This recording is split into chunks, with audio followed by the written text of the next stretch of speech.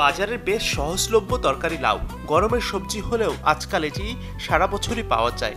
তবে লাউ খেয়ে সাধারণত এর খোসা ফেলে দেই আমরা, কিন্তু খোসার উপকারিতা রয়েছে এমন সবজির মধ্যে লাউয়ের নাম সবার উপরে।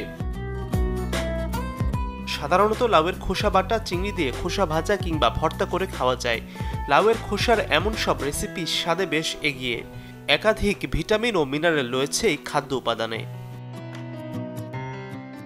বিশেষজ্ঞদের মতে লাউয়ের খোসায় রয়েছে প্রচুর পরিমাণে vitamin, calcium, zinc, potassium, magnesium আর ম্যাঙ্গানিজও রয়েছে এতে। প্রচুর ফাইবার থাকায় গ্যাস ও কোষ্ঠকাঠিন্য দূর করতে কার্যকর এটি।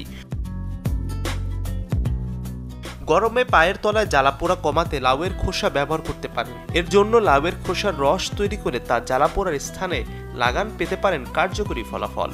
চুলের সমস্যা কমাতে ব্যবহার করতে পারেন লাউয়ের খোসা দিয়ে তৈরি হেয়ার মাস্ক।